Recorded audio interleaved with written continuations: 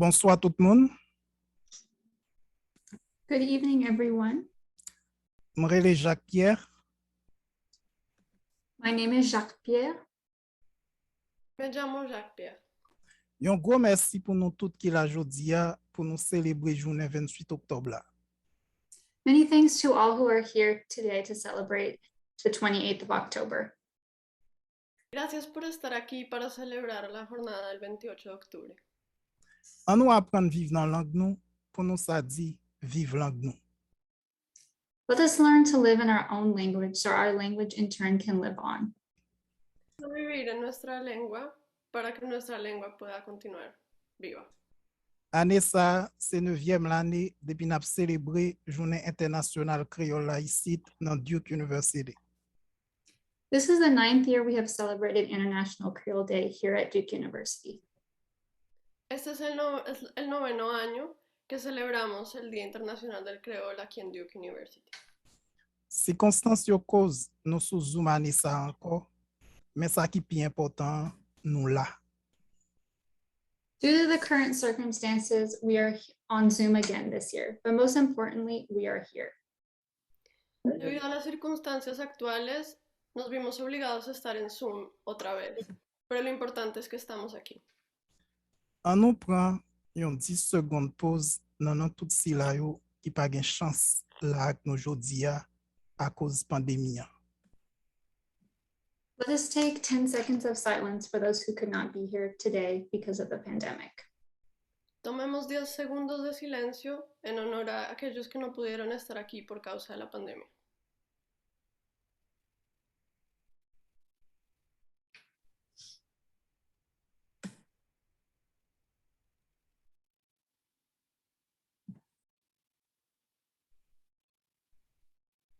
Non, Duke University, nous te prend initiative célébrer journée ça pour nous capable sensibiliser plus monde sur travail qu'a fait dans Duke pour faire promotion langue créole là.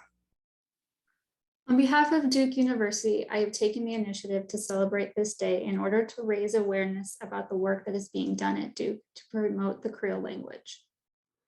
En nombre de Duke University, tomé la iniciativa de celebrar este día para sensibilizar a más gente sobre el trabajo que se ha hecho en Duke para promocionar la lengua creole. Et puis, c'est une occasion pour nous inviter tout le monde qui travaille sur Haïti pour yo apprendre langue créole là si vous voulez gagner contact avec tout peuple haïtien. And we invite all who work on Haiti and want to work with the Haitian community to learn Creole. Es también una ocasión para invitar a todas las personas que trabajan sobre Haití para que aprendan la lengua de forma que puedan tener contacto con el pueblo haitiano. Pour même qui participer à nous dans journée ça pour première fois, mais on tire aller sous format journée. For those who are joining us for the first time, here's a brief overview of tonight's program. Para quienes nos están acompañando por primera vez, aquí está el formato de la jornada. Dans la première partie, il y a deux étudiants qui pourront parler nous sur l'expérience linguistique ensemble avec qui Jean apprendre l'anglais et dans le travail recherche sur Haïti. During the first part of the evening, 2 students will talk about their language experience, as well as how Haitian Creole aids them in their research on Haiti.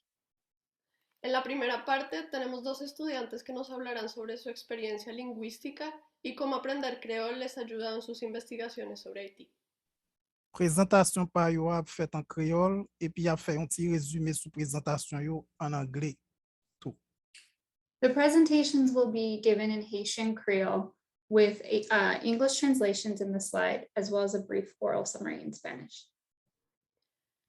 Las presentaciones serán en creol y se harán algunas pausas para traducir al español oralmente y al inglés por escrito. Dans la deuxième partie, chercheur invité nous, c'est professeur Jounen Ferreira qui pourra parler nous sur l'importance Trinidad et Tobago dans le mouvement créolophonie.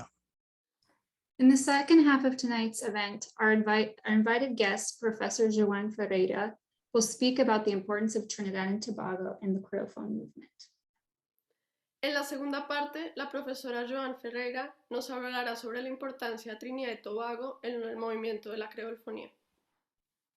Toute présentation liée faite en anglais, Nous espérons la mettre un petit créole de temps en temps là-dedans pour lui faire nous vivre qui Jean Créole l'a parlé dans Trinidad et Tobago. Her presentation will be given in English, and we hope that she has added some Creole as well to immerse us in how Creole is spoken in Trinidad and Tobago. Su presentación será en inglés, pero esperamos que incluya algunas cosas en creol para que podamos escuchar cómo suena el creol de Trinidad y Tobago.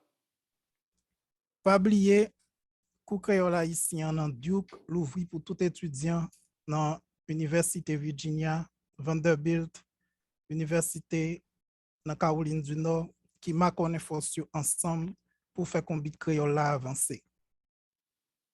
Don't forget that Haitian Creole courses at Duke are open to all students at the University of Virginia, Vanderbilt University, and UNC Chapel Hill, in order to connect us together in order to ensure the Creole community endures. Finalmente, quiero recordarles que las clases de creol de Duke están abiertas para cualquier estudiante de la Universidad de Virginia, Vanderbilt University, la Universidad de North Carolina en Chapel Hill. Unámonos para poder continuar con el avance del creol.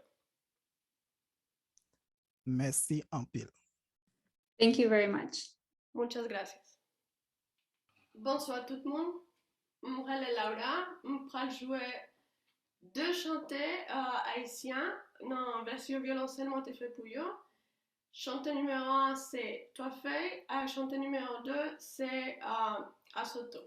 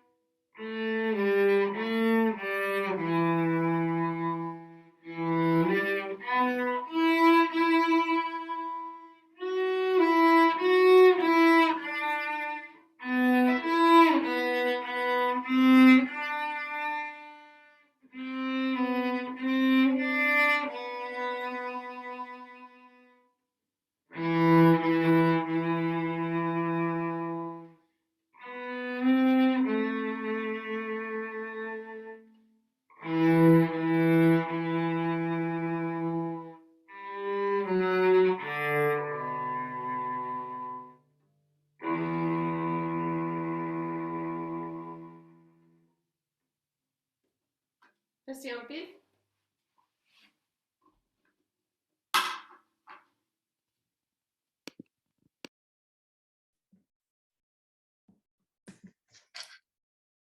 Y Laura Vargas Zuleta fait dans Bogota, Colombie.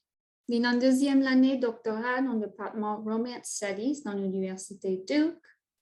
Il fait recherche sur littérature caraïbe en français et en espagnol. Pendant la présentation, vous êtes capable d'écrire questions yo gagné dans le chat. Laura Vargas Zuleta was born in Bogota, Colombia. She's in the second year of her PhD in the Romance Studies Department at Duke University. Her research focuses on the literature of the Francophone and Hispanophone Caribbean. During her presentation, you are welcome to write your questions in the chat. Y Laura Vargas Zuleta nació en Bogotá, Colombia. Está en su segundo año de doctorado en el Departamento de Lenguas Romanas en la Universidad de Duke. Su investigación doctoral enfoca en la literatura del Caribe francófono y hispanohablante. Durante su presentación pueden escribir sus preguntas en el chat. Merci Megan. On peut commencer à un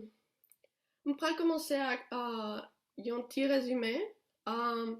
Mais je dirais on peut parler nous sur un livre qui est relé Chitapabai. À la présentation moi relé sa Chitapabai capable d'apprendre nous.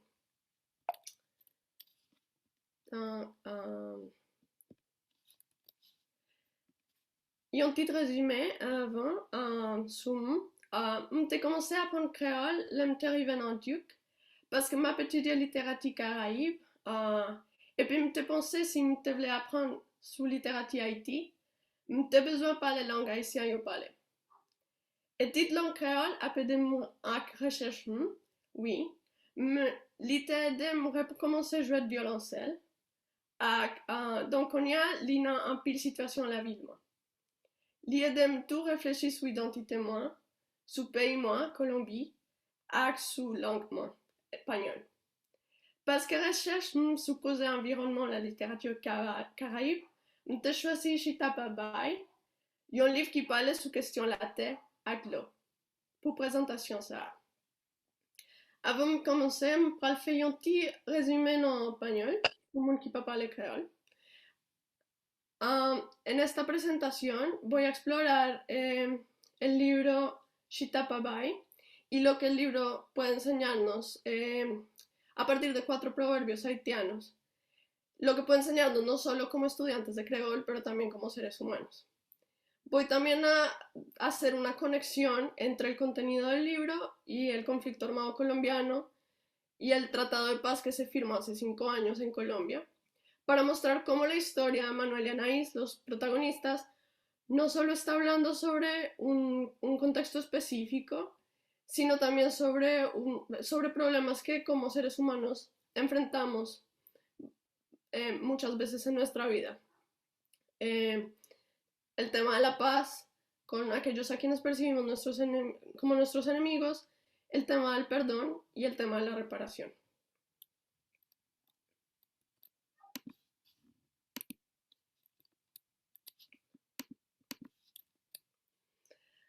Donc, qui s'agit Chitapabai avant de commencer. Chitapabai, c'est un livre pour apprentissage langue créole. Mon université Kansas a fait une série de livres avec histoire de roman haïtien, mais il a adapté en créole pour classe langue. Chitapabai prend histoire roman à mettre la rosée au Jacques Pierre. Roman ça raconte l'histoire d'un jeune qui est Emmanuel. Il tourne un enfant rouge, boucle est faite. Après 15 ans, un travail dans cycle dans qui va. L'Eli arrive un enfant rouge, il découvrit pas qu'un de l'eau là-bas. Donc, il décide avec aide d'une jeune fille qui est Anaïs, il prend joint de l'eau pour tout le monde en boucle. Mais l'idée voulait, tout le monde travaille comme bite pour l'arriver en boucle là. Il découvrit qu'un vieux raïssement en 2 familles parce que yon même famille tétouillait yon même famille Anaïs. À cause yon ça fait la tête. Travail li avec Anaïs, c'est changer ça et puis fait tout le monde travailler ensemble pour sauver ce pont rouge. Chitapabai utilise proverbes créoles pour raconter l'histoire ça et puis dans le livre mon là mon cas joint les proverbes dans fin li. Donc ou bien yon les proverbes dans le fin livre ça. Este libro habla sobre Manuel, un joven que vuelve a su pueblo, un pueblo que se llama Fongush, luego de 15 años de estar trabajando en Cuba cortando caña de azúcar, y descubre que en su pueblo no hay agua, y que todos viven en la miseria porque no hay con qué sembrar comida. Con ayuda de Anaís, una chica del pueblo, Manuel decide buscar agua y salvar a la gente de su pueblo.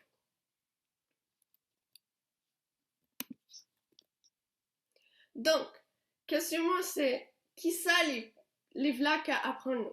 Donc, on prend 4 proverbes haïtiens. Premier proverbe haïtien, c'est Deyemon Genmon. Donc, après nous jouons une solution pour un problème, gagnons l'autre problème qui arrivait. L'Emmanuel ak Anaïs jouent de l'eau, li allait parler avec papa li. Bien aimé, ak maman li délira. Pour dire yo, ça li te fait. Papa li pas content parce que Manuel voulait yo travail avec tout le monde dans le fond rouge. Li dit li pas prêt le travail avec l'ennemi yo li. Li fâché contre Manuel parce que li pensait de l'homme Manuel te jeune, c'est pour yo et puis pas pour l'autre monde. Nos mamans parents li expliquaient li tout ça, Manuel comprend qu'il y a l'autre problème qui pas de l'eau. Mais raïsement ot moun yo. Dans le livre là, n'a raté dit. Kounia li comprend, c'est pas un problème de l'eau, à ce qui gagne non. Gen deux problèmes. Moun ray moun pas le travail dans tête ensemble. Et puis tout, pas gain de l'eau. Ça veut dire c'est vrai, pas gain l'espoir. Ça veut dire toute bagaille pédinette. Deuxième proverbe, moi de prendre, c'est tout le monde c'est moun. Donc même si papa n'est pas d'accord, Manuel allait parler avec famille Anaïs pour dire tout le monde doit travailler comme bit pour fond rouge gain de l'eau. L'idiot, faut que tout le monde travaille ensemble ou bien n'a pas mourir ensemble. Et puis il continue. Ça y'ont même pas capable de faire des cafés. Faut que nous baillons la main. Qui avantage qui gagne l'ennemi? Gardez timonio, gardez plante yo. C'est l'amour qui m'a sous yo. Frère yo, c'est gens pour nous sauver tête nous, c'est pour nous tout fait youn. Tout le monde c'est moun. Y'on besoin de l'autre. Y'on a mourir sans l'autre. Li comprend si gagne un monde qui pas qu'à manger à vivre dans fond rouge, personne qu'à gagner la vie qualité. Tout le monde c'est moun. C'est important parce que li pas vle dire rien t'est passé en deux familles ça. Mais ça veut dire même si t'es gain violence avant, tout le monde gagne même droit et puis yo besoin y'un avec l'autre pour continuer la vie. Los dos primeros proverbios que resumen las enseñanzas de este libro se refieren respectivamente a que luego de un problema surge otro, entonces Deyemon Genmon. Entonces no solo no hay agua en Fond Rouge, el pueblo, sino que hay una pelea entre dos grupos de personas, entre dos familias. Y eso evita que las personas trabajen juntas para solucionar el problema del agua. El segundo proverbio, Tout moun se moun, quiere decir que todas las personas merecen los mismos derechos. Por eso él decide que el agua va a ayudar a todas esas personas y no solo a su familia, e invita a los demás a trabajar con él para que el agua llegue al pueblo. Troisième proverbe, c'est tant aller li pas tourner. Manuel comprend li pas qu'à changer ça qui t'est passé avant. C'est pas possible bailler la vie pour monde qui t'est mouru assassiné, mais li penser li qu'à changer avenir fond rouge, si tout le monde travaille comme vite. Le papa li dit non, maman li dit. Ouais, petite moi, vieillissement, là depuis trop longtemps. Et puis Manuel répétait même phrase li parlait avec famille Anaïs. Frère mio, m'vim parler avec nous. Vieille histoire ça, qui mettait y'un l'ennemi avec l'autre, li là depuis trop longtemps. Ça m'tavle fait kounia, c'est fait y'uvin sami avec l'autre. Li comprend c'est ça qui pas pral river, qui je dois changer parce que si yo pas fait ça, tout le monde pral mourir. Ça peut veut dire oublier ça qui t'est passé. Mais ça veut dire de décider faire yon l'autre bagaille qui pas continuer à violence. Quatrième proverbe c'est Jita Pabay, donc tit livre là. C'est yon bagaille Manuel dit Delira, maman li, li explique li problème avec l'eau. Delira dit, ça fait nous pas bon, toute bagaille à mourir, bon Dieu bien nous net. Mais Manuel répondit, non maman, c'est pas bon Dieu qui oublie nous, c'est nous qui oublions terre, c'est nous qui coupons trop de pieds bois, c'est nous qui pas occupé terre, c'est nous qui mettons terre, c'est nous qui mettons là où c'est tout. Pour Manuel, pas gain doute la tête c'est responsabilité moun, pas bon Dieu. Et puis c'est yo qui doit jouer une solution à travail pour faire plantes yo pousser à bête yo vivre bien. Los otros dos proverbios explican primero que no podemos cambiar el pasado, y Manuel lo sabe, por lo que decide trabajar para mejorar el futuro de su pueblo. Segundo, el segundo proverbio, que es el título del libro, Shitapabai, quiere decir que nada va a cambiar si nadie trabaja por generar cambio. Por lo que Manuel insiste en que todas las personas deben hacer un esfuerzo para que las cosas mejoren y no esperar que Dios provea todo. Donc, en classe, nous, professeur nous demandait est-ce que l'IFSA capable nous sur réalité aujourd'hui? Parce que je fait de Colombie, je pensé l'IFSA qui aide à comprendre ce qui passe dans le pays. Je vais expliquer nous pour qui ça. Donc, qui ça Chitapabai qui apprend le monde en Colombie? Avant de m'expliquer qui ça Chitapabai qui apprend nous en Colombie, bay nous un petit contexte sous situation actuelle dans le pays. Colombie a été signé à la paix en 2016, mais Konya n'est pas encore arrivé vrai.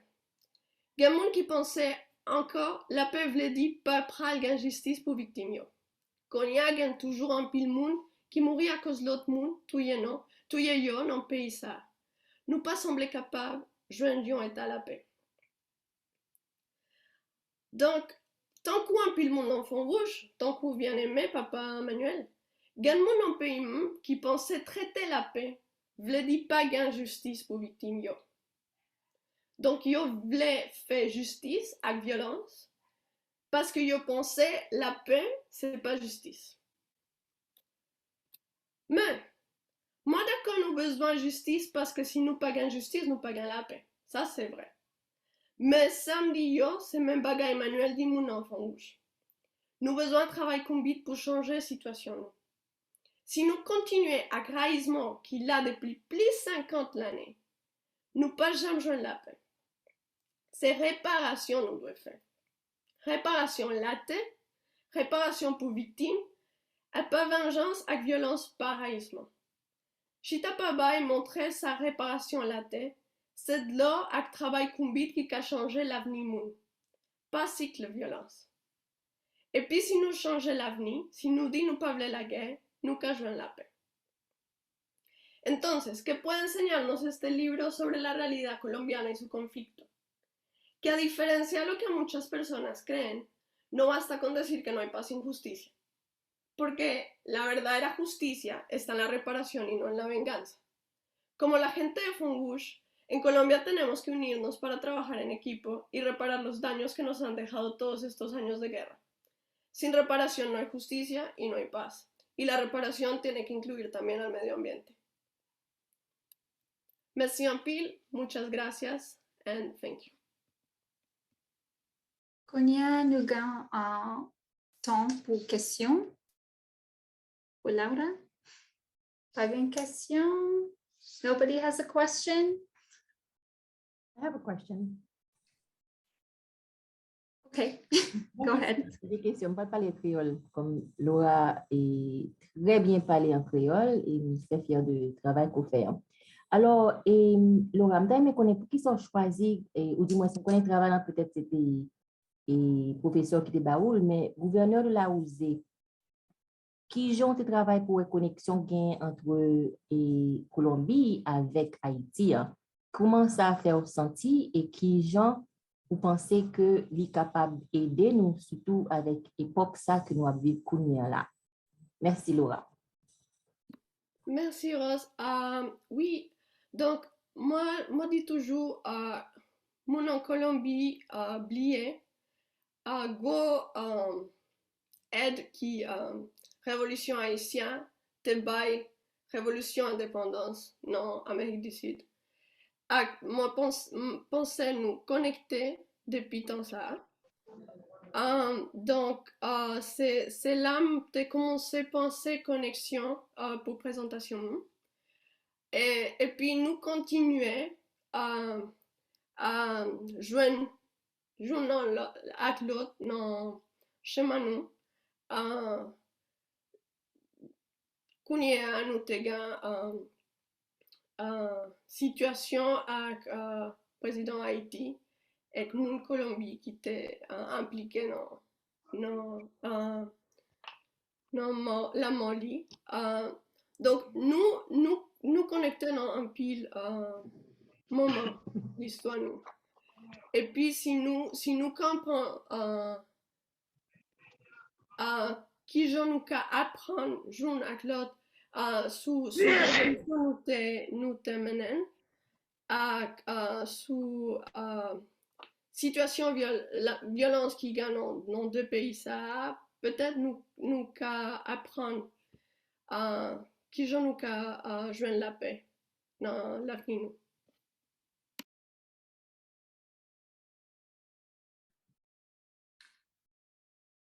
Ok, Michel, dans une question? Oui, c'est bien ça. Moi, j'ai une question. Merci en pile. Bonsoir tout le monde. Bonjour, bon, dépendamment de qui côtoyer dans le moment. Et moi, remercier conférencier Laura pour belle présentation ça. Ça a inspiré en pile. Et surtout dans le contexte actuellement, ça n'a vivre Haïti. Haïti a vécu une situation qui est vraiment difficile, contexte sociopolitique. Je pense que le texte ça, Jean-Laura travaille liant, Jean-Ly interpréter li et relation li fait entre Haïti et Colombie, en situation Haïti et Colombie, je pense que ça a vraiment aidé, ça a vraiment utile. Mais moi, à demander Laura, est-ce que ça c'est une question qui est directe? Est-ce que c'est parce que on mésentente entre, disons, dans tête peuple haïtien et peuple colombien dans le moment par rapport avec ça qui passait dans l'assassinat ancien président Jovenel Moïse, côté gain Colombie, gain haïtien qui dans le moment qui peut-être pas ouais colombien ou bien parce que gain pile colombien qui est impliqué dans l'assassinat d'après disons présumé parce que yo poko gain justice. Les livres le dit entente ou bien entente pas vle di pas vle di pas gen justice. Est-ce que c'est dans ce sens-là vle aller? Est-ce que c'est une possibilité de réconciliation la chercher disons dans la littérature? Donc, ma pensée pour gagner réconciliation, nous besoin de réparation. Avec ma pensée peuple colombien, bien en pile connexion liga avec Haïti. Donc, nous, quand nous avons un pile moun qui vient à Haïti pour arriver à Colombie, pour passer les États-Unis, par exemple. Et puis, nous, le peuple colombien, discriminé en pile. Donc, je pensais avant gain réconciliation, nous besoin peuple colombien reconnaître Haïti, reconnaître rôle Haïti te joué dans l'histoire Colombie, et faire réparation pour aider peuple haïtien dans situation tant que migration en Colombie et tout ça. Merci. Ok, pardon, nous pas gain temps pour l'autre question. Nous besoin continuer.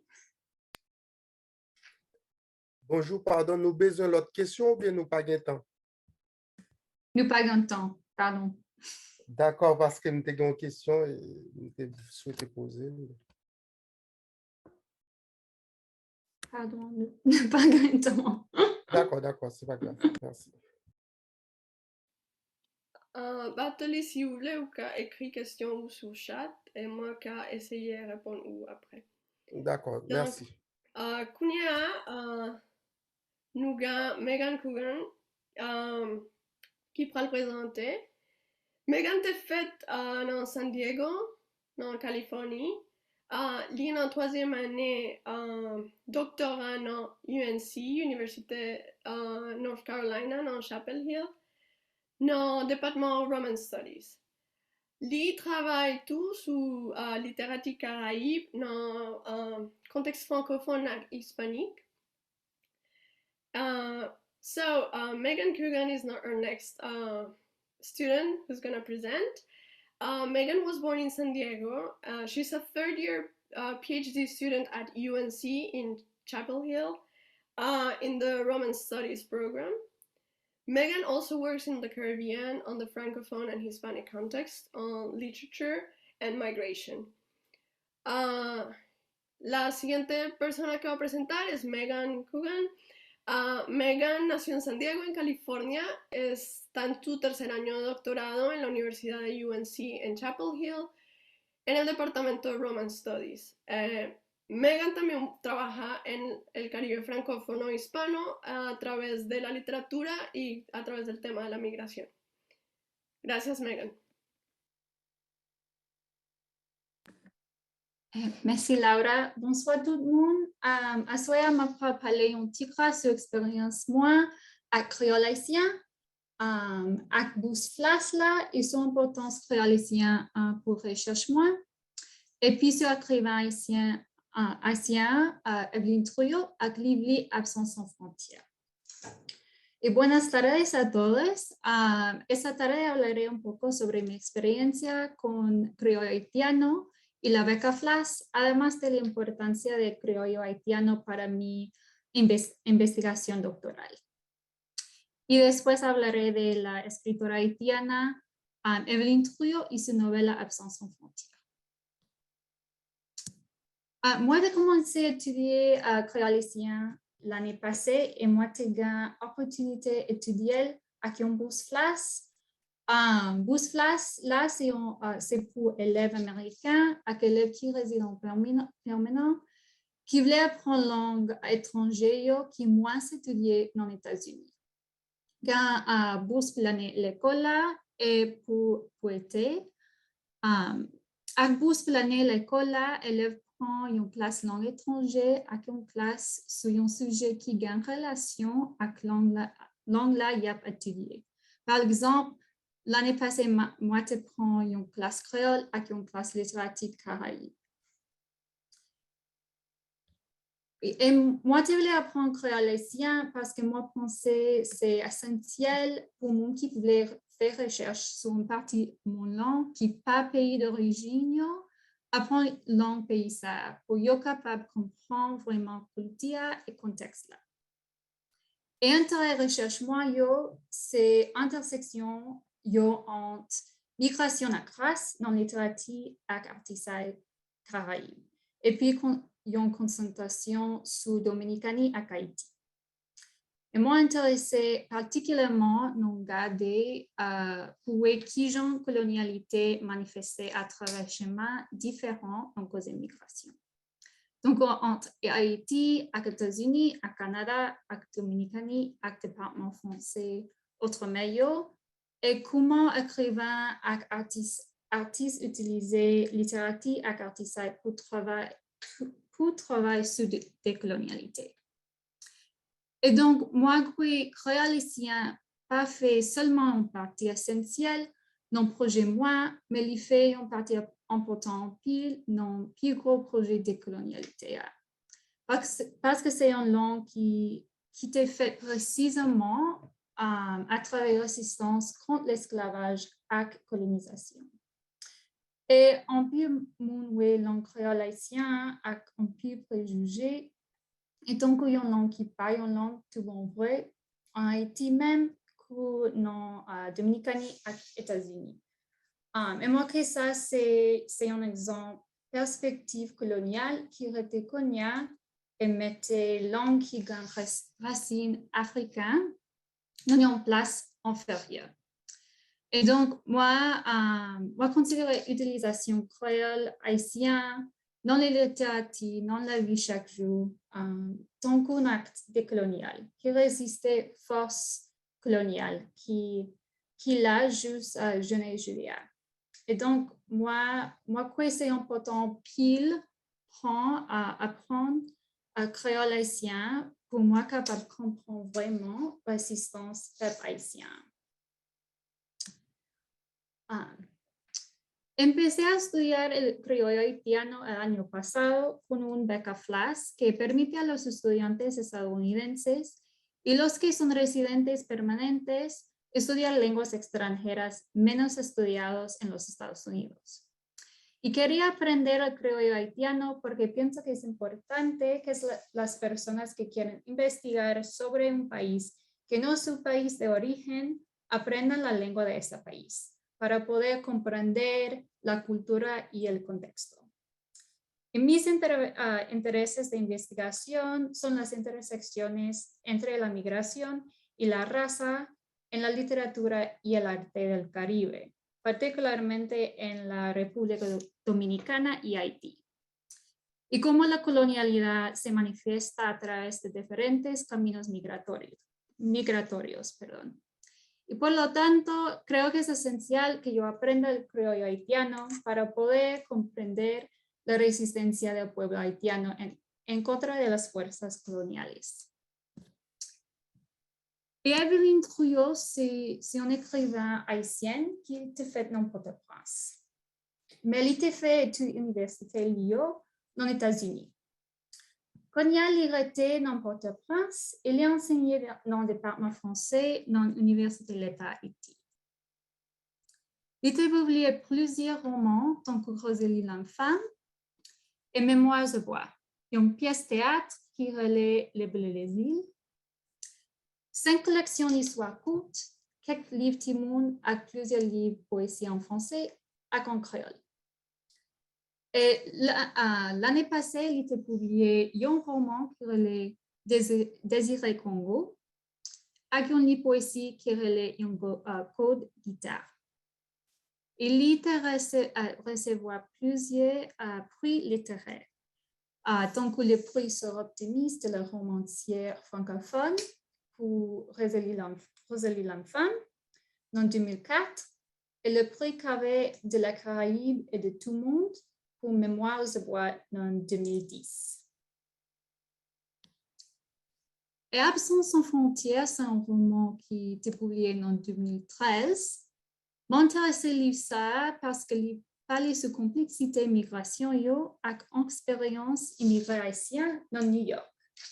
Côté gagne une grosse communauté haïtienne comme Miami et Boston. Elle y racontait l'histoire de la vie d'une fille qui relait Géraldine, papa qui relait Gérard, et grand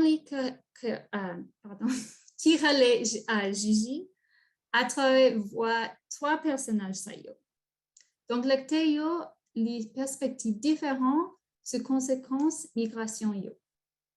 Et le livre-là, c'est une méditation sur différentes forces dans mon langue qui causent un monde migré dans un pays étranger, particulièrement dans les États-Unis, ou soit causer un monde sorti dans dehors pour migrer dans une ville.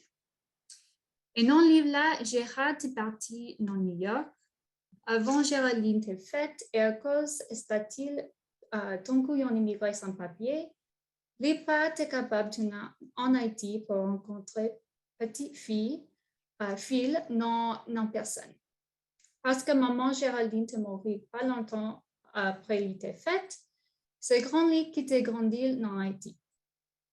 Et donc, nous avons tension en besoin à les gens pour gagner la vie qui est bon, à condition yon papa parce qu'il est dans l'étranger. Et à cause migration papa, Géraldine gagne un privilège en pile moun haïtien pas gagnant, donc elle aller dans une bonne école. Cependant, il sentit absence papa chaque jour. Evelyn Kreyòl es una escritora haitiana que nació en Puerto Príncipe. Ha escrito varios libros y ha recibido premios literarios para sus novelas Rosalie l'Enfant et Mémoires de bois.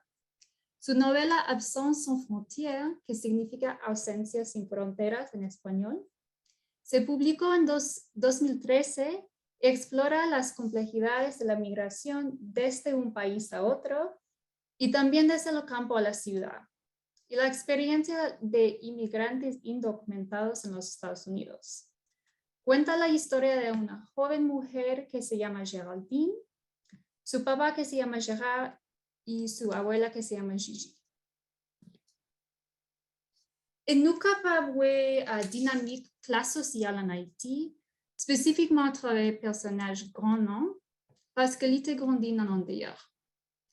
Mais là, il est venu dans Port-au-Prince, il changeait non lui pour séparer lui-même à Racine en dehors Lio, pour lever estatil. Géraldine réfléchit sur grande quantité de menti quand il était fait dans la vie. Il dit, Les éléments concernant la famille de Gigi et sa vie à Salagnac, elle les enrobait de demi-mensonges et de moutetous, de mimiques confonniers qui les gardaient dans un univers entaché d'indignité que je voulais qu'effleurer de très loin.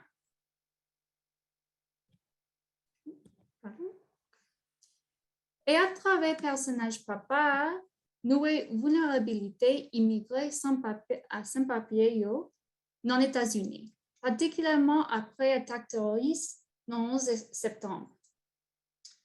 J'ai réfléchi sur terminologie, spécifiquement sur déporté, accent papier, et sur une capacité moyo pour refléter la réalité immigrée dans les États-Unis. Les pensées déporté, quel mot affreux et insultant dans la définition officielle ne tenait toujours pas compte de la réalité du monde actuel.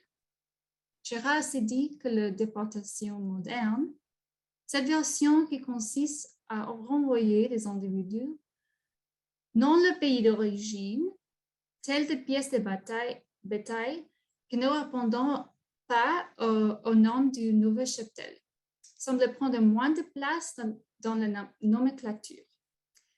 Le noyé entre le code d'Haïti et celui de la Floride, le code malien, cela ne semble pas trop compter.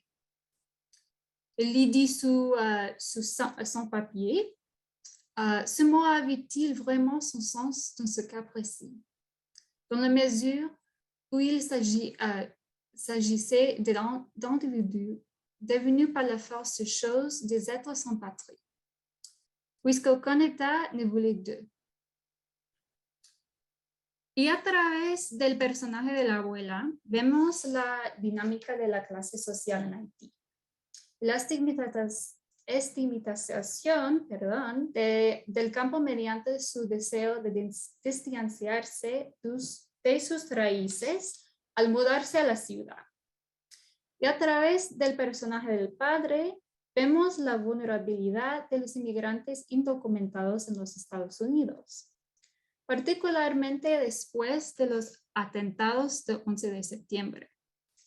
Gérard específicamente reflexiona sobre la incapacidad de los términos como deportar y sin papeles de reflejar la realidad de los inmigrantes en los Estados Unidos.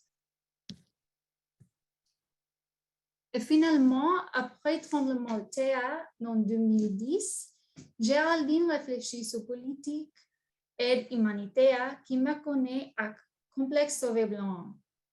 Par exemple, lui remarquer un pile monde étranger venu pour montrer générosité avant de tourner un pays. Et puis oublier souffrance là dans l'autre partie du monde. Titre livre la même fait référence à frustration ça Géraldine Gagnon contre organisation non gouvernementale qui relaie tel bagage sans frontières. Parce que pour lui, non ça mettait accent sur qui monde qui gagne accès mobilité et qui monde qui pas gagne tel privilège. Il dit, pour moi, le mot frontière me rappelait tout de suite l'absence de papa, celui qui parfois résonnait en moi quand je pensais aux barrières qui les gardaient loin de moi, les lois, les documents légaux, les multiples obstacles, tout ce qui pouvait séparer les gens qui s'aimaient. Sans doute que lorsqu'on peut voyager aisément d'un pays à l'autre, les frontières deviennent de simples points de rencontre, de pointillés sans importance. Mais ce n'était pas le cas pour moi. Et moi, certains, nous tous images terribles, agents immigration américains qui maltraitent immigrés haïtiens dans le Texas. Et ça montre nous un pile pas échangé depuis événements qui passaient non absence en frontières. Parce que immigrés haïtiens et immigrés noirs en général souffrent toujours de gros précarité. Les États-Unis continuent de jouer un gros rôle dans les immigrations à continuation violence coloniale et esclavagiste la grande immigrée noire. Cependant, quand on a passé les points entrée communs pour immigrés haïtiens de Floride, actuellement, Mexique est devenu un espace lambeau pour immigrés haïtiens qui tendent à entrer dans les États-Unis. Et donc, livre-là nous montre-nous prima migration qui continue Jounen à Judéa. Il demande de nous travailler pour construire un monde qui est plus bon. Y finalmente, a través del personaje de Geraldine, vemos una crítica de la política de ayuda humanitaria y el complejo de Salvador Blanco.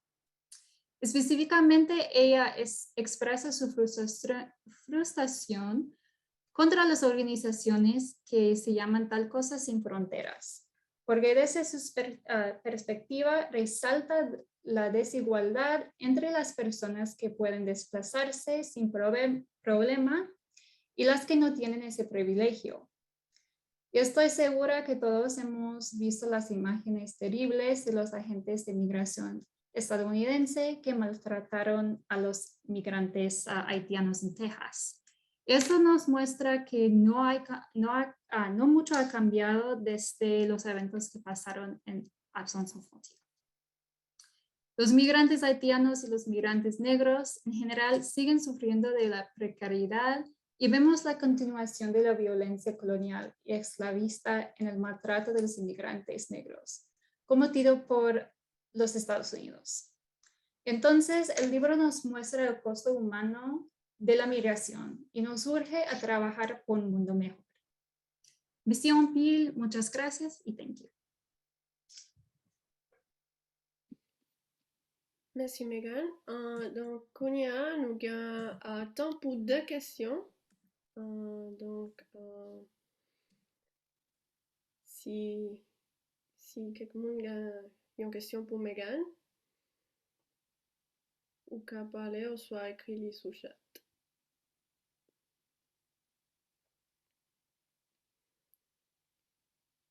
If someone wants to ask Megan questions, we have time for 2 questions now. And you can either do it, or I think we have one in the... Oui. Donc, Wilson, Telimo, Louis, demandé ou posez-vous une question, Megan. Pardon, c'est une question longue.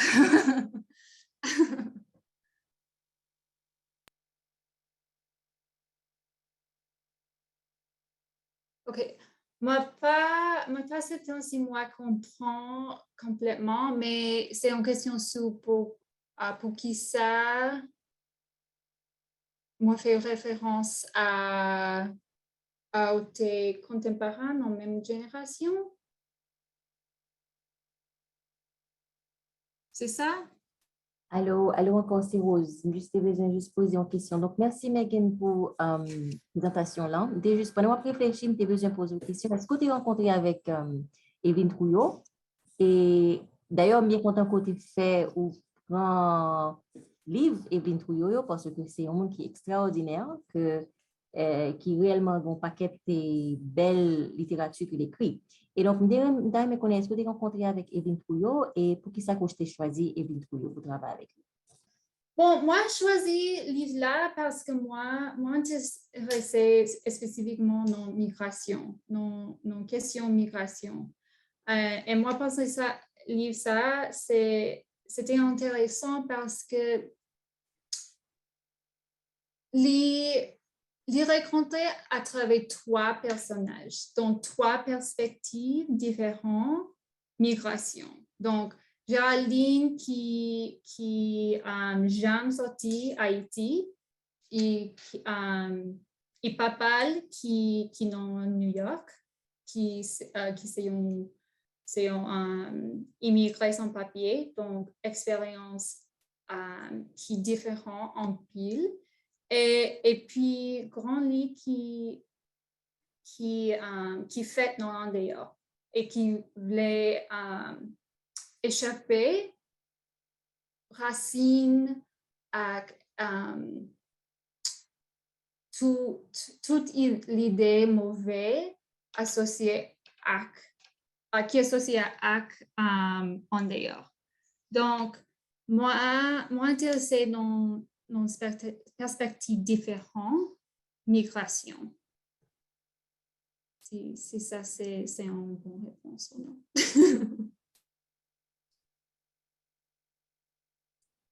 Merci en pile. Et ensuite, aimé tout connaît, est-ce que tu as utilisé peut-être Edwidge Dantica, parce que il y a un livre qui relève Brother, I'm Dying. Oui. Livre Oui, ça, c'est un livre qui est intéressant. Puis.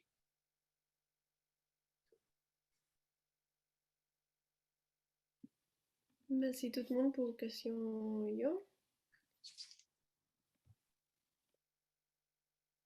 Merci en pile. OK. C'est un plaisir pour me présenter nous, professeur Joanne Ferreira, qui est mon natif natal Trinidad et Tobago. It's my pleasure to introduce Professor Joanne Ferreira, who is a native of Trinidad and Tobago. Es un placer para mí presentarles a la profesora Joanne Ferreira de Trinidad y Tobago. Il a un doctorat en linguistique, la conseillé dans the University of the West Indies. She has a PhD in linguistics, and she teaches at the University of the West Indies. Ella tiene un doctorado en lingüística y enseña en la Universidad de West Indies. Majorité travail recherche li, chita sou culture la Kaili, ensemble avec langue créole qui parlait dans Trinidad et Tobago. The majority of her research focuses on the culture of the Creole language on the culture and the Creole language of Trinidad and Tobago. La mayor parte de su investigación se enfoca en la cultura de su país y la lengua creol que se habla allá. Vice-président Society for Caribbean Linguistics. And she is the president of the Society of Caribbean Linguistics. Professeur Joanne, je vais pour the floor is yours. Merci en pile, merci en chat et merci en l'eau. Tout le monde qui a écouté moi? Ça bon? Okay. Jacques, I'm going to have to, I was switching between computers because I'm having problems with both. So can you enable screen sharing again? Because I think it ended up on the other computer.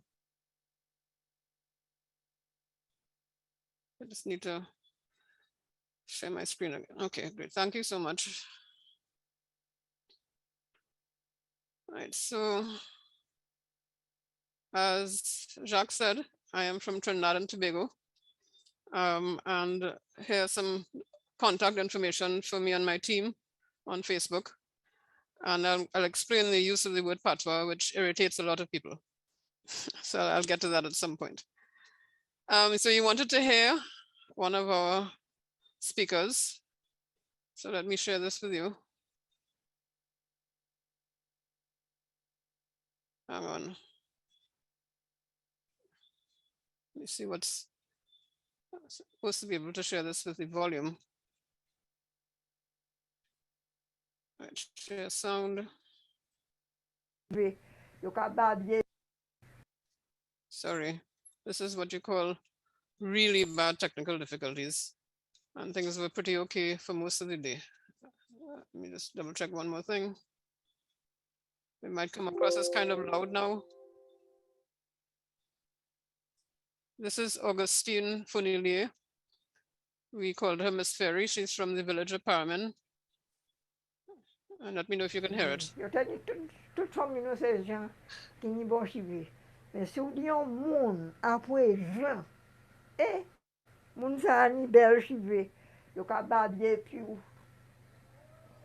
Ou pas niveau de personne ni belle chive, ça veut dire nous pas ni belle chive. Mais et puis qui ça au cap tête tout. Chive est belle. Hein? Chive est belle. Ou pas cap. Oui. Et puis qui ça? On paye. Non. Moi pas ça plein tête et puis on paye. Ça vous savez. Et puis on bosse. On bosse. Et ni bosse ça assez pour payer. D'ailleurs, tu fais moi mini pour payer tête pour maman. Pas garder pour payer, non? Ça n'est pour prendre ça grep, et puis dans tes chivés. et puis couveille. Tête pas qu'à ouéter sans couver. OK. Tête pas comme ça, non. Ou elle a qu'à manger, peut-être tout. So if anybody has any comments or feedback, she unfortunately passed away 2 years ago. So a lot of people tell us that we sound like Haitians, we sound like Saint-Lucians, we sound like everybody. So I don't know, I mean, I guess there's a lot of Haitians here. So if you can tell me if this was intelligible and made sense, if the accent was different. She died at 102 years old. She was very special. So, and we have lots of videos that we put on YouTube, and I have a playlist that I can share with anyone. Okay. I don't know if anyone has any comments. C'est totalement haïtien, c'est très clair. Je comprends très bien et je suis très content de gagner une playlist à gagner. Partager dans chat room. So we have lots more. And as I said, you can feel free to contact me and I'll share my playlist. As for my personal interest, my grandmother spoke it fluently, and all her siblings and her mother. My mother was Afro-Venezuelan from Maracaibo and came to Trinidad and married a Canary Islander Cuban. And the family spoke mainly French Creole and Spanish at home. And all my mother learned was things like Ba My Auntie Bo, that children's song, Dodo Piti Popo, expressions like Saki Slau, Ste Slau, Stase Kuyonad, Use Kuyo, things like that. And I was really struck by the fact that when I went to France as a young 18-year-old, that I had so much more in common with the Haitians, the Martinicans, the Guadeloupeans, and the Guyanese, even in terms of words and language, that it was just a whole new world. And since then, it's been a very personal effort to recover my own family heritage as well as our national heritage. So that's a bit of my background. Now, if I speak too fast, please let me know, because I get very excited when I talk about French Creole and heritage. So let me just get to the other slide, which is giving a little trouble. Come on, computer, please do not fail me. No, sorry about that. Let me stop the share for 1 second. And go to the, all right, sorry, I just had to do that. Here we go. All right, so some of these things, I mean, people already know that Atlantic/Antillean French Creole is a transnational, international language. The stars represent where they're spoken. It's not a perfect map. Haiti, which is really at the center of Creolophony, is to the left, and Louisiana. And the ones to the south include Venezuela, French Guiana, and Brazil. And the star at the top includes the diaspora. So we have over 14 million speakers of French Creole across these 14 Caribbean and Atlantic territories. So it's usually surprising to English speakers in the Caribbean that French Creole is really the #1 language in our Caribbean community, CARICOM, and is second only after Spanish. I mean, it makes abundant sense because the Greater Antilles have far bigger populations than the Lesser Antilles. So there are more English-speaking or English official nations in the Lesser Antilles. So English speakers in the Caribbean tend to think that we dominate, when in fact French Creole really has a very, very important place. So Trinidad, obviously, we don't even have 1 million speakers. We only have 1.3 million Trinidadians. So we can't even have a million Creole speakers, and we only have a few hundred left. So, basically what I'm talking about today is that we tend to be forgotten as part of the French Creole speaking world. And if we are remembered, it's by historians and linguists. And that's obviously because our variety is dying. And when we say that a language is dying, we're talking about the fact that there are no children being born. We can find lots, when I say lots, scores, if not hundreds, between scores and hundreds of speakers across the country who are either very fluent or hesitant in their fluency and not so confident. But the fact is that we have no children learning the language anymore, and that's why it's considered a dying variety. And all the known native speakers, I was very generous here by saying 40 years old, but the average person is over 50 years old. And recently, there were some 90-year-old twins who celebrated their birthday, so people tend to be quite elderly. But in spite of our current situation, we actually can lay claim to the fact that the very first French Creole grammar, certainly for the Atlantic, was written by a Trinidadian 150 years ago. So my focus here is our historical place in the French Creole world, and as well as the vital role that French Creole still plays in our national life in Trinidad and Tobago, even if people here don't recognize it. I think we actually have more recognition of our French Creole overseas than we do at home. So it would be nice to get the balance. So we have a saying, if your neighbor's house is on fire, wet your own, and I'll come back to that. So we're watching our language variety die. We're desperately trying to document it. And we're saying to everyone that even though ours has been dying for a long time, people basically ruled us out since 1920, 1930. In the 1980s, people were saying French Creole is dead, yet here we are talking about it and listening to people who are still alive. And this person just died a couple of years ago. So the idea of when your neighbor's house is on fire, wet your own, that once a language is threatened, if it's marginalized, all languages and their speakers and signers should be very careful, and we need to learn from each other. So we have gone through a difficult experience. As I said, we may never regain our historical place, but we certainly want to be part of Creolophony and a movement forward. So my discussion will focus on how a place with a Spanish name, our capital has a Spanish name translated into English, so Port of Spain, Trinidad, how we became a French Creole speaking island in spite of our very unusual colonial history, our place that we're not in the periphery, the challenges and struggles we face, and what we can still contribute to the French Creole speaking world. Forgive the typo there. So back to what I was saying, St. Lucians and others say, Le bab kamawaru pui defe, point lo wuzi sau. So when your friend's beard is on fire, wet your own. We have it in Latin. I'm not going to attempt to say it in Latin. And as I mentioned, when your neighbor's house is on fire, wet your own. So we need to take care of our houses, but as well as each other's houses, and recognize what's going on. And of course, a chain is really only as strong as its weakest link.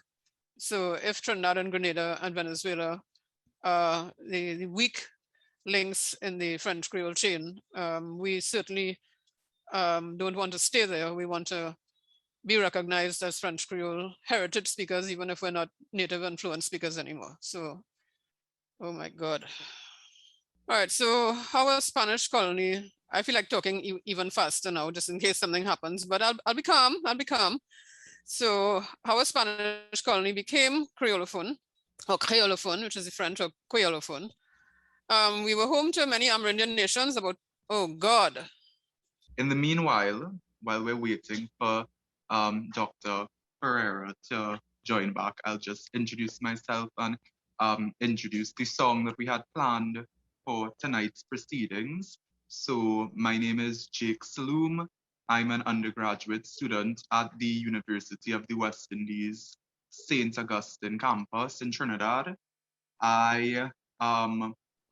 I met Dr. Ferreira was through, I asked her to be the supervisor for my final year project, my thesis, where I studied the presence of patois, what we call French Creole, we call it our patois, in primary schools.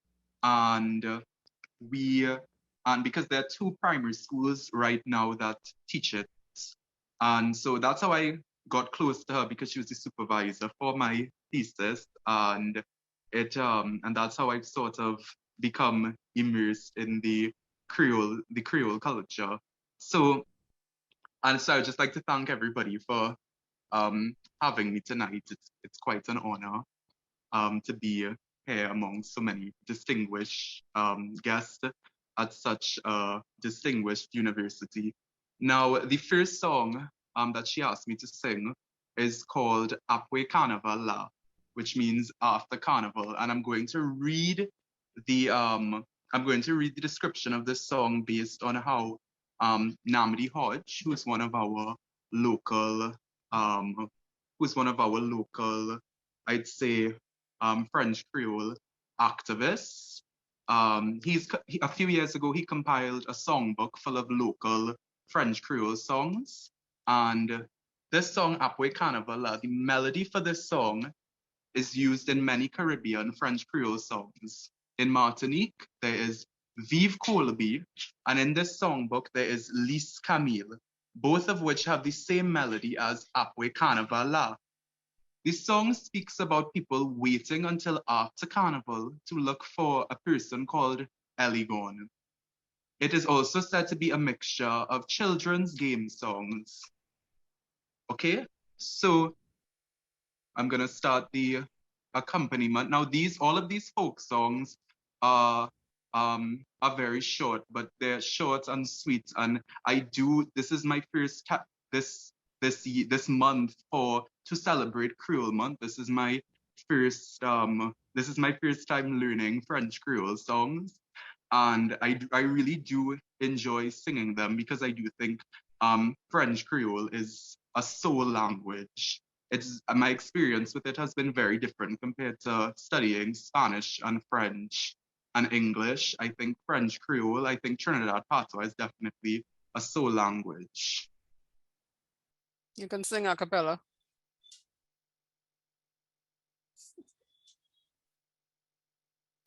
Jake is a tenor in two of our most well-known choirs. And he's a student, I don't know if he told you about himself, he's a student of French, Spanish, and linguistics, and he's done a French Creole course and was part of our recent Creole Day celebrations in a national concert. So in case I get cut off again, I'll put my link. Okay, sorry, Jake, go ahead. It's given trouble to connect, so I'll just sing it a cappella, okay? Okay. Yon, deux, trois, quatre. Apwe carnaval, nous que chercher pour Eligon. Apwe carnaval, nous que chercher pour Eligon. Camel monte, camel descend, camel tombe n'anglo. Camel monte, camel descend, camel tombe n'anglo. Tire, tire, tire la, tire la. Tire, tire, tire la, pour nous jouer bonbon. Tire, tire, tire la, tire la. Tire, tire, tire la, pour nous jouer bonbon.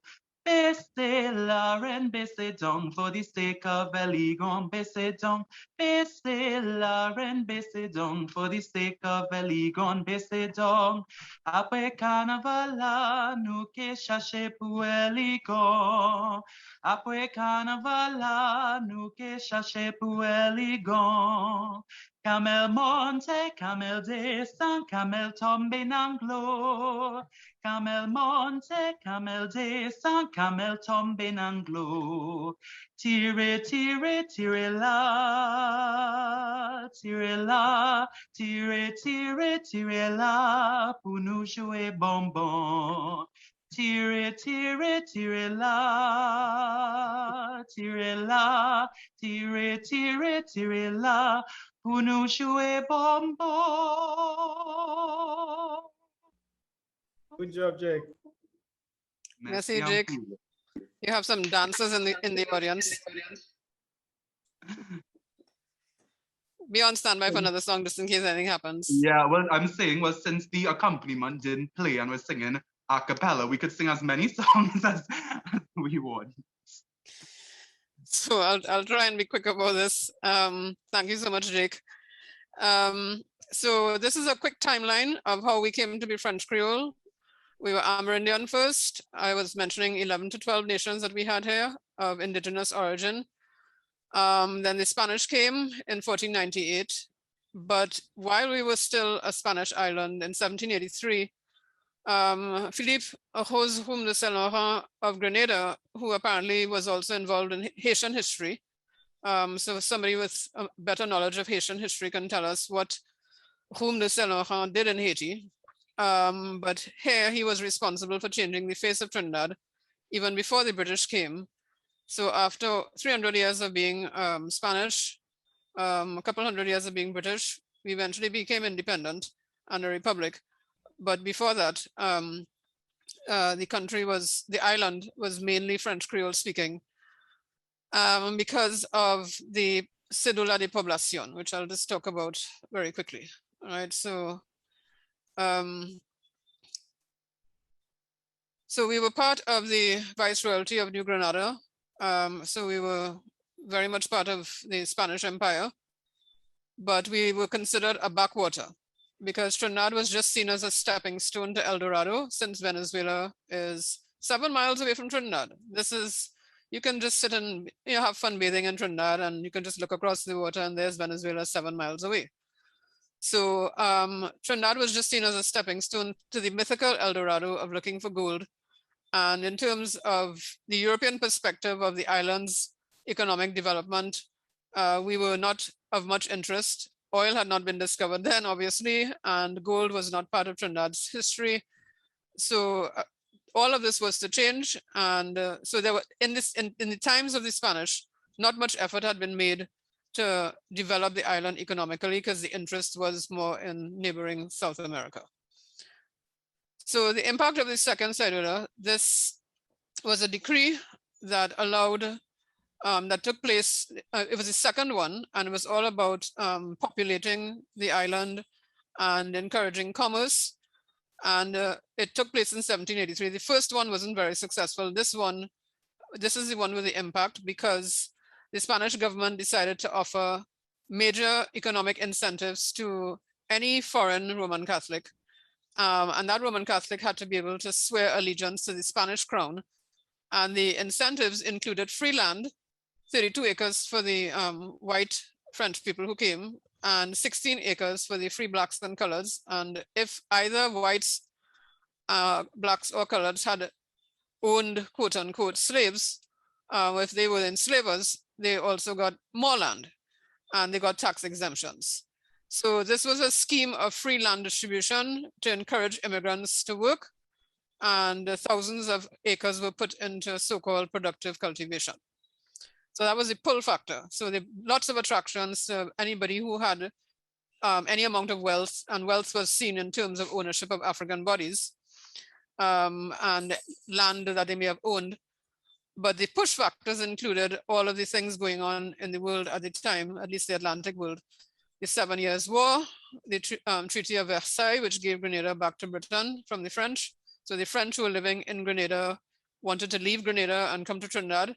The French Revolution, the Haitian Revolution, Napoleonic Wars, all of these things had an impact on movement of peoples, particularly French Creole speakers from one part of the Caribbean to the next, and Trinidad started to receive thousands and thousands of French Creole speakers. So the island before the cédula, the Real Cédula de Población, before that cédula, the population wasn't even 3,000, it was 2,000 something. You see varying figures, mostly Amerindian, the capital that the Spanish had founded. They said, well, some people say there were only 400 people at one point, but after the cédula, the population swelled to over 20,000 people, and the majority were French Creole speakers. Now, here's where I need to explain the term French Creole, what it means to Trinidadians. The term French Creole means what other people call Beke, or what I suppose the politically correct term now is Franco-Trinidadians and ultimately Euro-Trinidadians. So that term French Creole refers to people. Creole generally means African here. So the language was called Creole in the 19th century, but the term lost popularity because Creole could mean a white person or it could mean a black person, and it was all about people and culture, but not language. So the name Patois, which has absolutely no negative connotations in Trinidad, just because we were never Francophone officially, that tends to be used a whole lot more. And that's why you'll see us. We're not trying to be unprogressive by using the term Patois. The point is that if we were to go into the field and interview the same lady that we spoke to you about, if we were to ask her, excuse me, are you a speaker of Trinidadian French lexicon Creole? Or are you a speaker of French Creole? They would all look at us like, what are you talking about? So because the term never gained popularity outside of academia, we see it as a sign of respect to use the term on the field patois. But when we're talking to colleagues outside of Trinidad's space, we will use French Creole. But the term French Creole here goes all the way back to this cédula de población, where French Creole means people and not language. And it actually meant people who spoke French, most of all, even though they also spoke some Creole. So Trinidad seemed like a French colony, according to one of our historians, that Spain had recently acquired because of the dominance of French and French Creole. And for some time, even under the British, so when we were under the Spanish was the language of government, but French was the language of commerce. And then when we were British, we still had Spanish laws, French and French Creole speakers, but an English political system. So it was very confusing for a while. And because of that, the British decided to get rid of the French and the French Creole speakers in terms of their popularity and dominance, because the British, 50 years after the British had come, French and French Creole was still they were the languages of Trinidad. And the British decided that that was not good to be a British colony. To be a good British citizen, you had to speak English. Right, so when the British came, English became the official language. So French was used up to 1823 in all official documentation. But then the Anglicization policy hit us in the mid-19th century. And that's when Trinidad started to change again linguistically, because Barbadians and others were brought in to as teachers and policemen to try to Anglicize the place, because at one point, over 20 languages were spoken in Port of Spain. And under the British, the Indians came, the Chinese came, the Portuguese and other Europeans like Germans, and then later Syrian, Lebanese, Levantine Arabs. So I mentioned the over 20 plus languages. So of all the languages in Trinidad in the mid-19th century, 1848 thereabouts, French Creole was the dominant one. It was considered to be the medium of thought of most of the Creoles. Creoles was used differently then. It was the language spoken most widely, spoken by the so-called lower orders, the lower socioeconomic groups, and spoken by the higher socioeconomic groups. And it was a lingua franca. So it meant that everybody, all foreigners coming in, anybody who wanted to do business, they had to learn French Creole, just because it was the most widely spoken one and it was the best known by everybody. And this was the case up until 1920. You had Venezuelans who spoke French Creole coming in to speak to Trinidad, to barter, not using Spanish, but French Creole. So Venezuela and Trinidad had an interesting story as well. So French and French Creole, both languages came to Trinidad. And as I mentioned, French was used up to 1823, even in a British colony, and then English took over. But the researcher Davida, he and Father Anthony de Vertaille, historian, they both made it clear over and over again that there was no dichotomy between the French speakers and the French Creole speakers. If you were French, you spoke French Creole. If you were French Creole speaking, you had prayers, you had songs, and you could speak some French as well. So it's a false dichotomy between the black, white, and colored thing. So everybody spoke. The idea is that everybody spoke French Creole at one point, even if French was not as dominant. So the ultimate impact of the Anglicization policy is that the speakers of French, they adopted English as their language, and the speakers of Creole adopted English and English Creole. Ironically, French does not survive as a home language, but French Creole still survives. And that's what we're interested in, making sure that we document as quickly as possible, because we're not going to get 102-year-old speakers every day, like you saw Miss Funilier. So our place in Creolophonie. It was in the context of this desperate attempt to Anglicize the country. How did they do it? The British decided that every child had to go to school in an English-speaking school. And that is, if you're into education, as all of us are, I'm sure, the whole concept of taking a child from the known to the unknown, teaching the child in their mother tongue, respecting their mother tongue, respecting the vernacular, understanding how to lead the child into a new language, all of that was out the window. The whole idea was to insult and to abuse children if they spoke French Creole, if they spoke Spanish, if they spoke Bhojpuri. Anybody who didn't speak English was increasingly marginalized. And it was even the French schools in the country that were founded before the Anglicization process, they ultimately became like bastions of English in this country. So the fact is that the Anglicization process was going on, and in Parliament, you had to speak English. In the government, all official documentation, and in education went to the core of our society, because children were now being forced to learn, if not English, to learn through English. And that was a big problem, and it's still a problem today. And this is the roots of the problem. But John Jacob Thomas, he was the writer of the grammar that I mentioned. He himself was a non-native speaker of French Creole, but he was a teacher. And nearly all of his charges, all of his children, they spoke French Creole. And he wanted to, even if he had a few strange non-linguistic ideas, he was a product of his time, but he was our great intellectual of the 19th century. C.L.R. James was our other for the 20th century.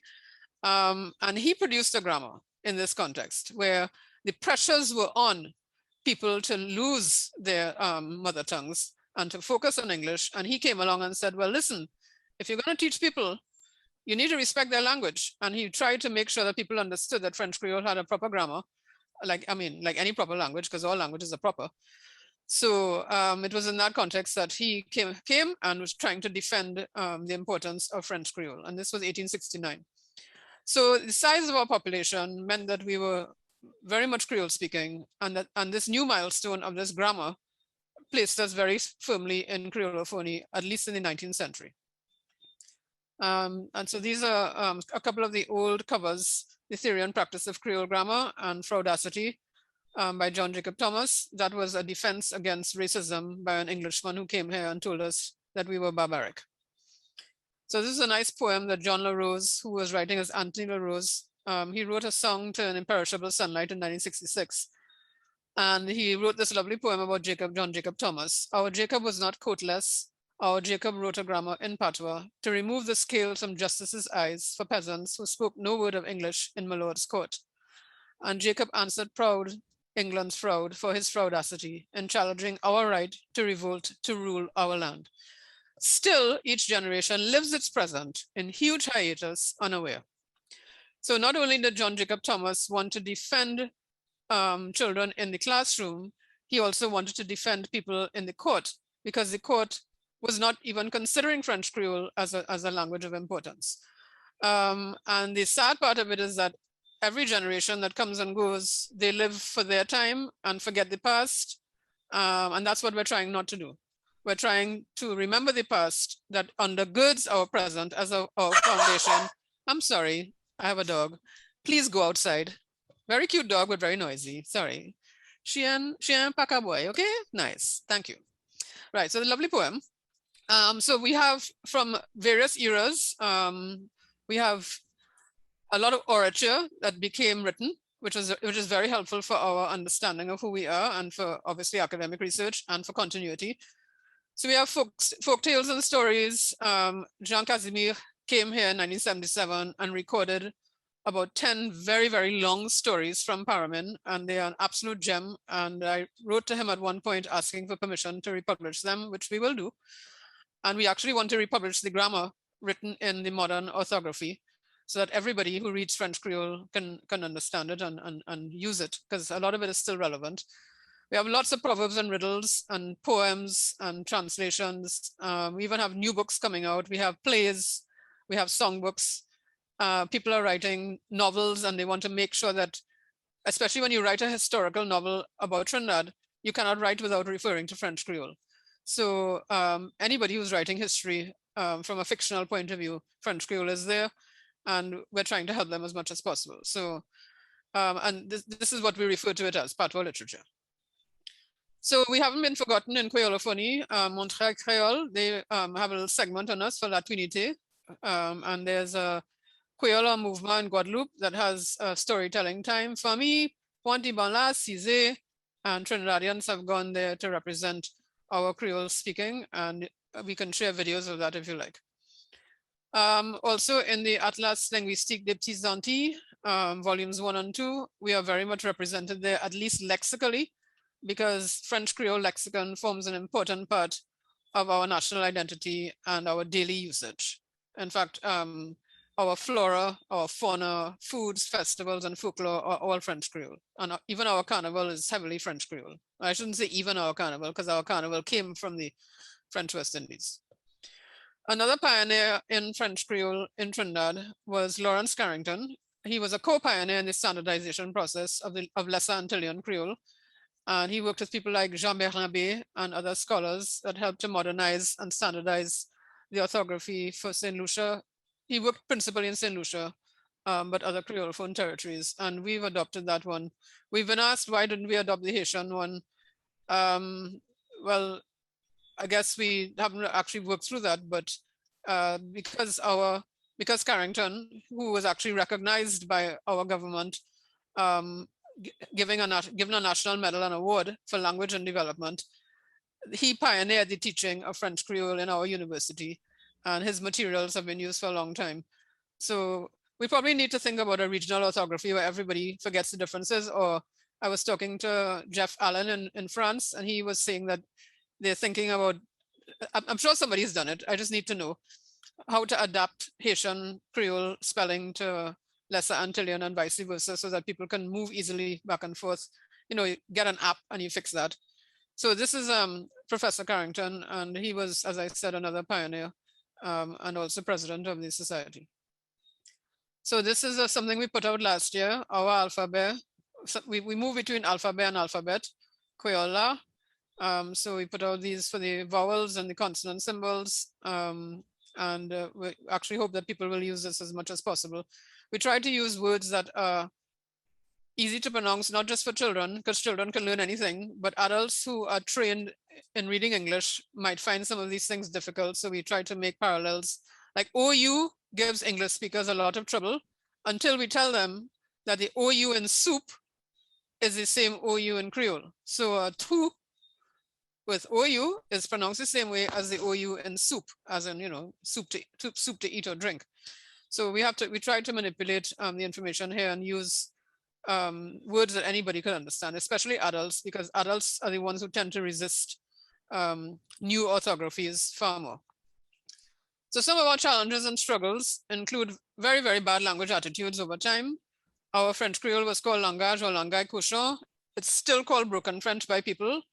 And that is the most, I don't know if I should say heartbreaking, but it's certainly upsetting that in 2021, people are still referring to Creole and other languages in Trinidad as broken. And as I mentioned, that Patois is not a negative name here because we weren't officially Francophone, but it's a cherished autonym that the speakers themselves use with confidence. Another problem that we have, apart from poor language attitudes, is that we don't have a national language policy and we don't have a CARICOM language policy. So it's kind of ironic now that we talk about all kinds of charters and declarations and creeds for policy making and protection of rights and so on, and linguistic rights, that in the 19th century, we had an Anglicization policy that practically wrecked the country. And now we're saying that we need a language policy that will unwreck the country and put us back on our feet. So we really want to encourage our governments and CARICOM and ministries to get proper language policies that will respect speakers and signers, whether you speak a language or you sign a language, and give people the respect that every human being deserves. So the need for language policies was made clear 10 years ago when the International Center for Caribbean Language Research, based at Mona in Jamaica, developed a framework and a declaration and a charter for protecting linguistic human rights in the Creole-speaking Caribbean. I'll put the link in the chat for anybody who wants to see it. It's very comprehensive, and it's also complements the Declaration of Universal Declaration of Linguistic Rights that was proclaimed in Barcelona in 1996. But this one is specifically geared to any Caribbean nation that's Creole speaking and has had the ill fortune of a majority language being marginalized. That our peoples are Caribbean people are the majority in the Caribbean. So it's really sad that our majority people still tend to be marginalized over and over again and told that our languages and our hair, our skin, all the rest of it are not good enough. And this has to stop. So we've made a lot of progress, but we need language policies. Otherwise, history will repeat itself and there'll be no anchor to hold us within a legislative framework, etc. So here's some really important examples of the Charter, how it affects us, because obviously, if we are not native French Creole speakers anymore, the Charter basically says that we still have the right to learn our ancestral languages. We still have the right to access our cultural heritage and our heritage languages and any language and culture that we want to learn. We need to learn our own history. And we need to be able to study and we shouldn't be discouraging people, telling them that this language is not worthy, this language is better. And Article 48, that has 3 parts, talks about the state parties have a duty to protect and preserve endangered languages, which is particularly relevant to us. And that if the state observes this duty, the state authorities will take appropriate steps to record and document these languages and make available to the public the history, structure, and of course structures, things like linguistics and grammar and so on, and the cultural context. So we already have a framework for language planning and language policy to take place across the entire Caribbean, and we basically need to talk to each other and tear down some barriers. So hopefully the Charter will be one day in all of our Creole languages, not just English and some French. So if anybody has a translator and wants to put it into Haitian, I'll be happy to tell you who to talk to. That'll be absolutely wonderful to see this Charter in French Creole. It will be a totally guiding light. So one of the things that we had happening recently, whether or not we choose to use or allow the use of our culture, but some people called it cultural appropriation. Many of us didn't care that a foreigner wanted to use one of our terms, but what we objected to was the fact that they justified the branding of a brand new rum. They wanted to call it Jouvet. In English and English Creole, we say Jouvet, and in French Creole, we say Jouvert. Of course, it means daybreak, but it also means that celebration connected to Carnival on the Monday before Carnival starts. It's actually practically the official start of our Carnival celebrations. At 3, 4 o'clock, 5 o'clock in the morning, people are dancing in mud and all kinds of crazy colors. So Jouvet is a huge time, meaning that the party started. So we had a big lot of confusion with an American foreigner wanting to use this name with this spelling for his rum. People mightn't have objected to that because that's nice exposure. But what they did, they justified it by saying that Jouvet and Jouvert have no meaning in a foreign language, as if French Creole didn't exist.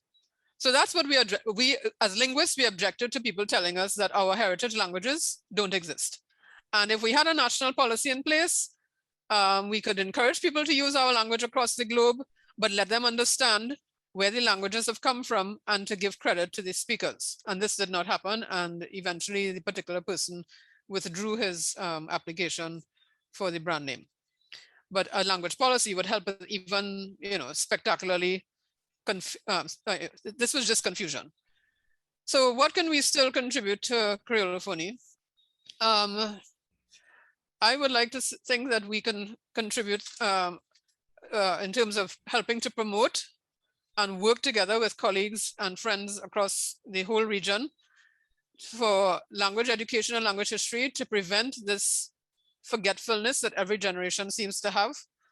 And that's what we're trying to do in social media and the work that we do here. And by making sure that primary school children, secondary school children, to a lesser extent, but primary school and university people have access, and the general public, to French Creole. We're interested in looking at sociolinguistic variation here, really hasn't been studied, and Grenada and Venezuela, because those are the varieties closest to ours. Grenada has some very interesting, unique features that I haven't seen here. And all of that kind of comparative study, even with dying languages, is really important. because dying languages are not any lesser. It's just that the speakers are not being born, but they may preserve things like archaisms. They may even have neologisms that we will find interesting at a lexical level, different grammar, so on. We are interested in things like making sure that any artists involved in calypso, in stick fighting, in Christmas caroling, that these are old traditions, but that they want to create new music, and they can come and work with us, and we can work with them to make sure that they get authentic Trinidadian French Creole in authentic Trinidadian art forms. And of course, carnival exchanges and so on. And we want to encourage things like virtual and face-to-face meetings. So this is an absolute delight for me to even share a little bit of what we're trying to do. So in terms of French Creole, I would like to say that it's in our linguistic DNA, because our English and English Creole have been so much influenced by French Creole that this is why I said, even as an 18-year-old, how many years ago, I was able to connect with Martinicans and Guadeloupeans, not because of French, which I had learned a bit of in school, but because of French Creole. So they're still at the heart of our national identity. They cross every ethnic barrier. Like I said, every foreigner in Trinidad who came, every new immigrant, everybody had to learn French Creole just to survive and to function in the society. And the language is still at the core of the majority of our place names, our plant life, our animals, our folklore, some of our festivals, and some foods. So while we may never see French Creole here as a mother tongue with new generations, we can certainly help to partner in the promotion of language awareness, teach the language to new generations, grow the movement, and really make sure that we understand each other in the Caribbean. And I think we really feel strongly that French Creole is a major link in the Caribbean that has not been explored, at least in our context. Because people here tend to think of English as a link to Jamaica and Barbados, but what about French Guyana, the Amerindians in Brazil who speak French Creole, Venezuela, all these places. So the hiatus and the forgetfulness, as I said, the common perception among insiders and outsiders is that we have completely lost the language. People are still calling it dead. It's not dead. It's been dying and it's still dying. But social media, we really feel, is helping to change this. And together we're far stronger in sharing each other's work across social media. Right now it's mainly Facebook and YouTube, but we're ready to go into Instagram with young people like Jake and so on. Very happy to help.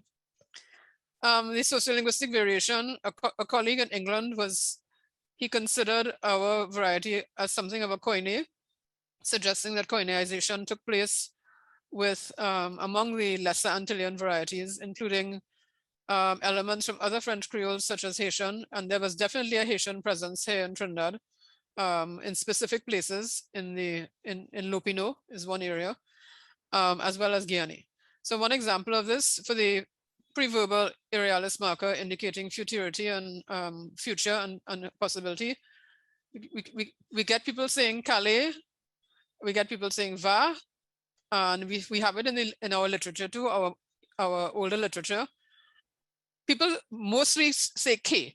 Like if I want to say I'm going to school tomorrow, where que aller l'école demain? So the typical thing you'll find that we learn and that we teach is K, but Calais and va have also been found here. And those of you who know French Creole natively, it would be great to have some of you come on board with us and really listen with a native speaker's ear to what's happening here. Because Namdi Hodge right now, he's the best non-native speaker that we have. He teaches at various levels, and he's put together a bilingual songbook, but he's also put together a manual for teachers and workbooks for students. And we need help, things like publishing these things, because publication is very difficult sometimes. But we really need help with the research that is required to just get out there and native speakers to meet native speakers and assess what's going on. And I mean, one thing that we find a bit of concern is that people kind of want to push our French Creole in the direction of Saint-Lucian or Haitian. And we're saying, well, no, we want to learn Saint-Lucian and Haitian too, but we want Haitians and Saint-Lucians to learn our Creole so we can see what's different and what's similar and appreciate each other's differences and similarities. So there's a lot to do. So as I mentioned, we have new generations of people trying to incorporate French Creole into their calypsos, which we call kaiso. So these are some recent examples from 1988 up to recently, where people have been trying to squeeze in a bit of French Creole here and there. So we still have to see a fully French Creole song developed by a young person, but in calypso, but we're definitely seeing it in stick fighting, bois. So with stick fighting, they're actually writing their own songs now in French Creole. So helping out each other, giving each other coup de main, academic partnerships, linguocultural exchanges, helping each other to promote and making sure language policies get on board. We have a great interest in Haiti here. Jouven Ayiti is something that came out of one of our departments in our faculty. And of course, it complements our own Jouven here because it expands our horizons as well as allows us to look within, to compare and contrast. So as I said, when your neighbor's house is on fire, wet your own. And a chain is no stronger than its weakest link. Another proverb is a thread usually breaks where it is thinnest. And I'm not trying to be dramatic or spell doom, but up in 2015, Professor Emerita Hazel Simmons McDonald, who is a well-known St. Lucian researcher in French Creole, she herself was pointing out that the death of French Creole in St. Lucia is not far-fetched because you have children in castries in the capital who don't speak French Creole. When children don't speak a language, that's a really difficult thing.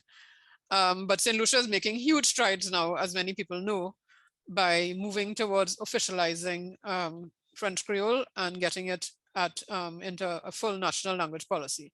So very, very happy for St. Lucia, and that warnings like what has happened with us, we don't want it to happen to other people. We think that French Creole is too important for it to die anywhere. And so that warning that Professor Simmons McDonald sounded those years ago is being reversed in St. Lucia right now. But just today, I got this from Raphaël Confiant, who shared this Fonda Kreyòl, and they're talking about La Langue Créole. It's in danger of death for the simple reason that there's no language policy to protect the language, and that dominant majority in terms of world languages will want to squelch minoritized, or the better word is marginalized. So, I mean, this just came out today. So I thought that was very interesting while I was thinking about our own situation. So I went through this a little fast because of my computer panic, and I hope I've stuck to time. But I just want to say Happy Creole Month 2021. Love your language. And please feel free to contact me for any information and partnerships and so on. So as I said, I hope I haven't gone over time. So do we have any questions from anyone? And this was where I was going to introduce Jake. There's a lovely picture of Jake. And this was his song that he sang. For anybody who didn't hear it, the French Creole is on one side and the English is on the other side. So it's, as Jake said, the songs are short and sweet, but Jake, did you talk about the connections to the other songs that Namdi and Florence? Yeah. Okay, similar. So that's it from us. And as I said, so I see Sandra has raised her hand. Yes, may I proceed? Sure, thank you. Bon, honneur, respect. Moi, je vois une célébration ça en retard. Je voulais dire merci au Centre pour les études globales et internationales de Duke University. Féliciter Mesdames Laura Vargas et Megan Coogan pour présentation ça yo. Remercier ou-même Dr. Ferreira et toute équipe WA pour le travail à fait pour garder créole vivant à Trinidad et Tobago et pour établir une politique langage dans le pays ça et dans la communauté Caraïbe. Merci tout à Jake Saloum pour chanson ça après carnaval là. Et bien apprécié Madras qui a gagné derrière lui comme drapeau. Nous avons besoin de savoir côté, il a enseigné créole à Trinidad, nous avons parlé des 2 écoles primaires.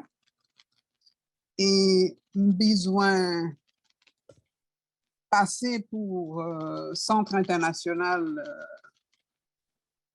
anti-recommandation, anti-suggestion, on pas ouais drapeau Trinidad et Tobago sur flyer qui ont circulé là pour commémoration là, ça sera une bonne addition. Merci beaucoup. En pile. Merci, madame. M'a fait une petite annonce parce que nous supposons finir à 7h30, il faut que nous respections l'heure. Bon, moi, excusez-moi pour petit problème technologique qui était gagné, donc c'est comme ça, mais laissez-le, je regrette les gens qui n'ont pas posé question. Annonçant, c'est, nous continuons avec Haitian Film Series. Là, année ça, c'est 10e année nous.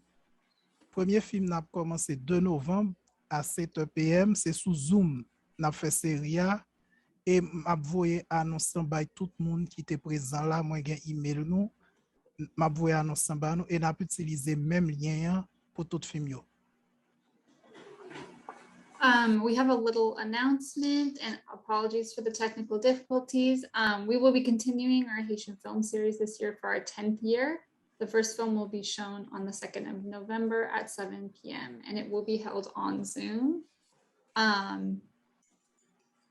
Jacques has sent out an announcement or will send out an announcement via email because he has your emails from the registration tonight. OK. Pour finir, nous toutes, m'a dit nous toutes merci. To end tonight, on behalf of all of us, I say thank you. Para terminar, les digo muchas gracias. Sans nous-mêmes, journée aujourd'hui a pas possible. Without you, today would not have been possible. Un bel bravo. Este día no habría sido posible. Sorry, Laura. Un bel bravo pour Laura Vargas et Megan pour présentation par Yoa. A round of applause for Laura and Megan for their presentations. Un aplauso para Laura y Megan por sus presentaciones. Un bel koutaï bobo pour professeur Jounen pour bel travail ça li partager avec nous et puis un gros merci tout pour Jake qui t'a partagé chanter ça avec nous tout. A round of applause as well for Professor Jounen for the wonderful work she has shared with us, as well as Jake for the wonderful songs you sang for us tonight. Merci. Un aplauso para la profesora Joan Ferreira por su presentación y también a Jake por la bella canción que nos cantó. Merci pour le département par moi, Women Studies, ensemble avec Clax qui toujours supporté célébration ça. Thank you to the Romance Studies Department as well as CLACS who have always supported this celebration. Gracias al Departamento de Romance Studies y al CLACS que siempre están apoyando esta celebración. Nous comptons sur eux pour nous fêter 10e rencontre l'année prochaine en grand Jean. We count on their support for next year's event as well. Contamos con ustedes para que nos acompañen el próximo año en nuestra 10ª celebración. Langue nous, marque fabrique nous, Kembela. Our language is the hallmark of our identity, Kembela. Nuestra lengua es nuestra marca identitaria, Kembela. Bye.